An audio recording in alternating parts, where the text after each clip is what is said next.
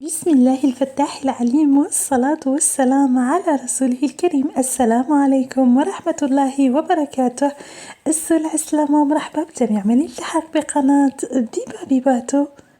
حبيباتي اليوم جبت لكم واحد لاغوسة تاع لي صابلي مرمل اسم على مسمى بزاف بنين بلا كونفيتور دو فريز او مربى الفراولة. سي نورمال صابلي درتو غوفاني كما راكو تشاهدوا جا من اروع والد وابن ما يكون، وخاصه انه حنديروه بدون بيض بما انه البيض لحق لو بلافون ولا بزاف غالي. الو حبيت ندير لكم وصفه تعطينا كميه بسم الله ما شاء الله وايضا اقتصاديه والبنه واش نقول لكم عالميه، وايضا حتساعد حبيباتي اللي يديروا المشاريع الصغيره من المنازل ديالكم. حنعطي لكم يعني ابوبري ولا ابروكسيم سعر الحبة، وبإذن الله ربي يوفقكم جميعا ويبارك في الرزق تاعكم وفي أعمالكم. شوفوا كيفاش جا بسم الله ما شاء الله ولا أروع، يتفتت وحده مرمل ان فغي سابلي. ألغ بدون إطالة حبيباتي يلا نبداو على بركة الله في التحضير. بسم الله. اول حاجه درت 250 غرام تاع المارغرين، فيها كاس ناقص اسبوع تاع زيت النباتي ولا فيل تورنسول، ندير فيه نص كاس تاع الماء، قيسوا كيلو بالكاس اللي تحبوا. وهنا درت ايضا نص كاس تاع سكر حبيبات عادي ولا سكر كريستاليزي.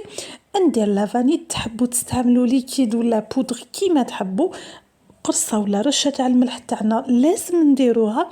وهنا بسم الله ناخذ لو باتور. هنا الوصفه لازم نستعملوا لو باتور او الخلاط الكهربائي، لانه هذا الخليط نحتاجو يولي لي اون موس ولا اون كريم بلون فاتح. دوك تشوفوا القوام تاع الخليط هذا كيفاش يرجع، شوفوا فوالا خفيف بزاف. هذا هو. وايضا تضاعف نوعا ما. هنا حنتوقف عني الخلط باش نضيفوا باقي المكونات. دوكا سي بون ما نستعملوش كامل لو باتور. هنا حبيباتي حنضيفوا المكونات الجافة اللي هي الفرينة والخميرة، خميرة الحلويات ولا لا لوفور شيميك.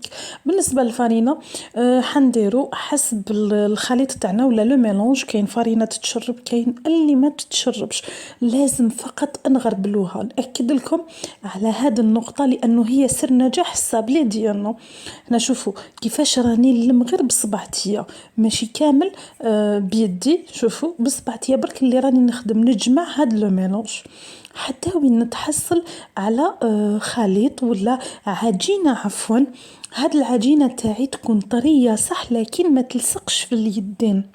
فوالا هنا حنضيف 250 غرام مارغرين، ندير 10 غرام من خميرة الحلويات ولا 10 غرام دو لوفور شيميك. بيان سور نغرب لها هي تاني وضفت الفرينة. دوك نوريكم حبيباتي القوام اللي حنتحصل عليه في الاخير تاع العجينة ديالنا. تبعوا مليح هاد التفاصيل باش تنجحوا في هاد الوصفة، خاصة صاحبات المشاريع سواء المحلات ولا اللي يديروا في البيوت. هذا هو القوام حبيباتي تاع العجينة تاعي. شوفوا طرية صح لكن ما لصقتش كامل في يدي. دوك هنا حبيباتي نروحو ديراكتومون نخدمو الصابلي ديالنا، ما نخلوش كامل لاباط تريح.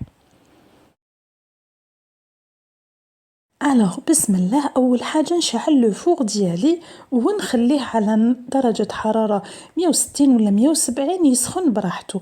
بالنسبه للعجينه خديت كميه ونفتحها هكذايا ما بين كيس بلاستيكي. فوالا نحط دابور كيس بلاستيكي، بعد نحط العجينه ومن بعد نزيد نغطيها بالكيس بلاستيكي باش نفتحها ونحلوها يعني على نصف سنتيمتر هكذاك، لانه الخميره اللي درناها حتزيد تخليها تطلع شويه. بالنسبه لهاد العجينه حبيباتي تقدروا تشكلوها كريات، تقدروا تخدموها كيما انا هكذا، ديروا لي موتيف اللي درتهم، لا عندكم اشكال واحد اخرى ديروهم. فوالا المهم سي اون بات اللي تستعملوها كيما تحبوا. فوالا وتنوعوا وتتفننوا فيها. انا اول حاجه درت هكذا شكل الدائري، ومن بعد ندير القلب، ومن بعد ندير فورم تاع المقروط، ومن بعد ندير تريونغل او المثلث. فوالا كل وحده دير واش عندها. انا حبيباتي خاصه نردوا بالكم كيفاش ترفدوا الصابلي تاعكم. انا سي فغي الفيديو هنايا راني مسرعته شويه، لكن رفدوا الحبه بالعقل باش ما يتبدلش الشكل تاعها، وكي تجوا تلصقوهم ما تجيش حبه كبيره على اختها ولا معوجه. فوالا هذه لازم تنتبهوا مليح لهذه النقطه، خاصه الحلوى اللي نديروها للزبائن تاعنا. نو حبيباتي تقدروا ديروا وحده مثلا ترفدوها فوالا بلا ما تنتبهوا عليها، تجي كبيره على الشكل الثاني كي تلصقوه معاها. الوغ لازم تاخذوا حذركم، خاصه هاد الحلوى تاع لي كليون.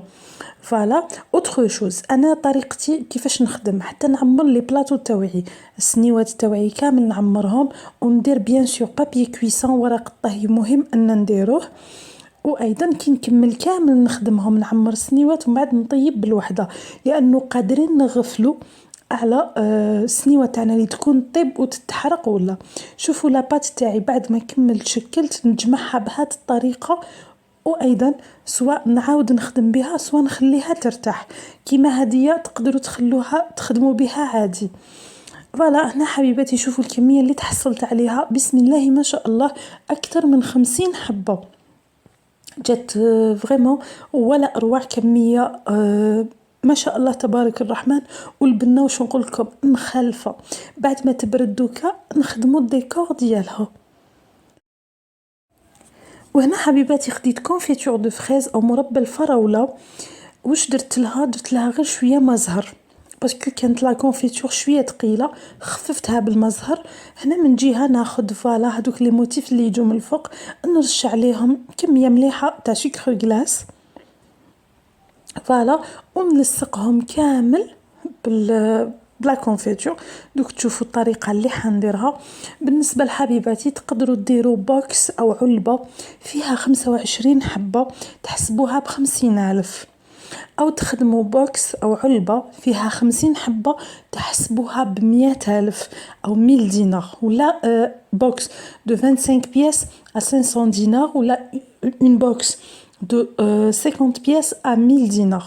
فوالا او اذا حسبتوا بالحبه ب2000 ولا 20 دينار للحبه.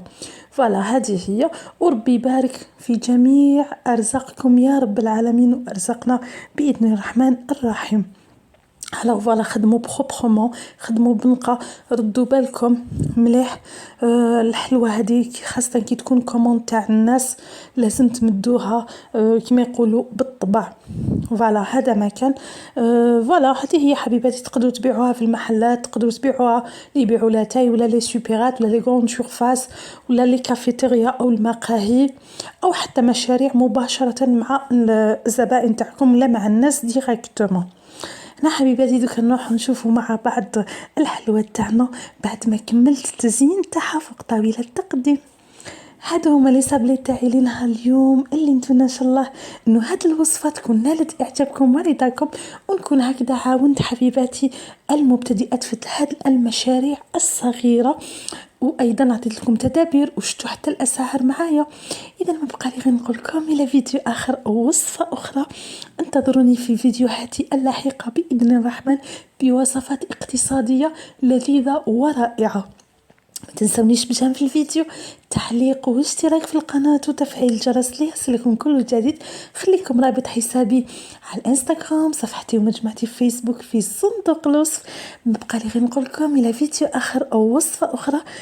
تهلاو في صحيحتكم، أرويحتكم، والديكم، وليدتكم، الناس اللي تحبوهم ويحبوكم. دمتم في رعاية الله وحفظه، والسلام عليكم ورحمة الله وبركاته.